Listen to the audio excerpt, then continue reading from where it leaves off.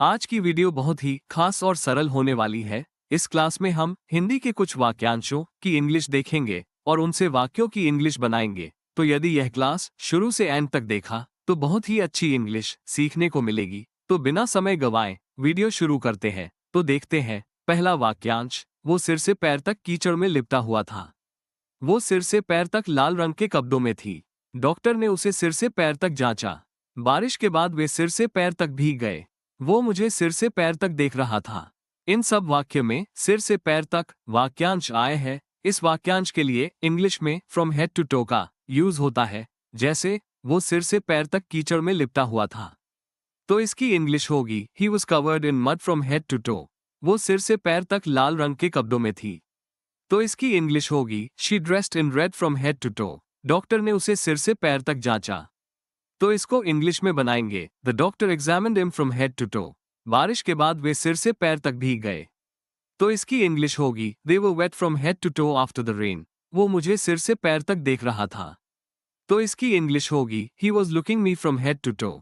इस तरह हम सिर से पैर तक वाक्यांश के लिए फ्रॉम हेड टू टो का यूज कर और भी ऐसे वाक्यों को इंग्लिश में बना सकते हैं। तो देखते हैं नेक्स्ट। मैं अपने घर की शुरुआत शुरू से करूंगा। उसने खाना बनाना शुरू से सीखा। हमने प्रोजेक्ट की शुरुआत शून्य से की। उसने किताब को शुरू से लिखा। आप अपना व्यवसाय शून्य से शुरू कर सकते हैं। इन सब वाक्य में शुरू से, शुरुआत से और शून्य से वाक्यांश आए हैं। इन सब वाक्यांशों के लिए फ्रॉम स्क्रैच फ्रेजेस का यूज होता है। जैसे मैं अपने घर को शुरू से बनाऊंगा। तो इसकी इंग्लिश होगी I will build my house from scratch. उसने खाना बनाना शुरू से सीखा। She learned cooking from scratch. हमने प्रोजेक्ट की शुरुआत शून्य से की। We started the project from scratch. उसने किताब को शुरू से लिखा। He wrote the book from scratch. आप अपना व्यवसाय शून्य से शुरू कर सकते हैं। You can create your own business from scratch. इस तरह हम और भी ऐसे वाक्यों को इंग्लिश में बना सकते हैं। तो देखते हैं नेक्स्ट। अब से मैं जल्दी उठूंगा। अब से वो रोज पढ़ाई करेगी। अब से वो ज्यादा मेहनत करेगा। अब से वे नियमित रूप से व्यायाम करेंगे। अब से तुम्हें ज्यादा सावधान रहना चाहिए। इन सब वाक्य में अब से वाक्यांश आए हैं। तो इस वाक्यांश के लिए इंग्लिश में फ्रॉम नाउ ऑन का यूज होता है। जैसे अब से मैं जल्दी उठूंगा। तो इसकी इंग्लिश होगी from now on I will wake up early. अब से वो रोज पढ़ाई करेगी। तो इसको इंग्लिश में बनाएंगे from now on she will study daily. अब से वो ज्यादा मेहनत करेगा। तो इसको इंग्लिश में बनाएंगे from now on he will work harder. अब से वे नियमित रूप से व्यायाम करेंगे। तो इसकी इंग्लिश होगी from now on they will exercise regularly. अब से तुम्हें ज्यादा सावधान रहना चाहिए। तो इसकी इंग्लिश होगी from now on you should be more careful. इस तरह हम और भी ऐसे वाक्यों को इंग्लिश में बना सकते हैं। तो देखते हैं नेक्स्ट। मैं समय समय पर अपने दादा दादी से मिलने जाता हूँ। वो समय समय पर अपने दोस्तों को फोन करती है। हम समय समय पर पार्क जाते हैं। वे समय समय पर नई जगहों पर घूमने जाते हैं। तुम्हें समय समय पर अपने पाठ दोहराने चाहिए। इन सब वाक्य में समय समय पर वाक्यांश आए हैं। तो इस वाक्यांश के लिए इंग्लिश में from time to time phrase का यूज होता है। जैसे मैं समय समय पर अपने दादा दादी से मिलने जाता हूँ। तो इसकी इंग्लिश होगी I visit my grandparents from time to time. वो समय समय पर अपने दोस्तों को फोन करती है। तो इसको इंग्लिश में बनाएंगे she calls her friends from time to time. हम समय समय पर पार्क जाते हैं।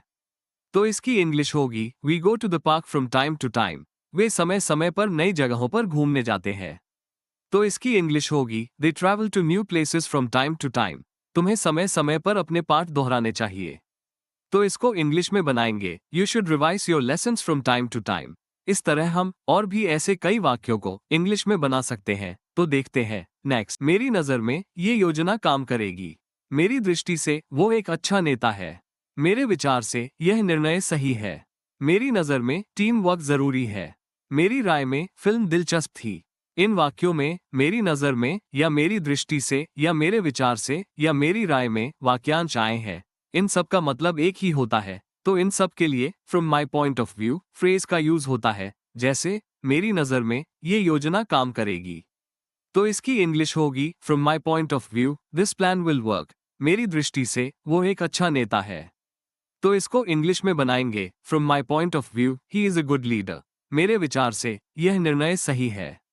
तो इसकी इंग्लिश होगी from my point of view this decision is correct. मेरी नज़र में टीम वर्क जरूरी है। तो इसकी इंग्लिश में बनाएंगे from my point of view team work is essential. मेरी राय में फिल्म दिलचस्प थी। तो इसकी इंग्लिश होगी from my point of view the movie was interesting. इस तरह हम और भी ऐसे कई वाक्यों को इंग्लिश में बना सकते हैं। अब ये क्लास यहीं समाप्त होती है। यदि इस क्लास में आपको कोई कंफ्यूजन हो या मन में कोई क्वेश्चन हो तो कमेंट बॉक्स में कमेंट करें। Please support me.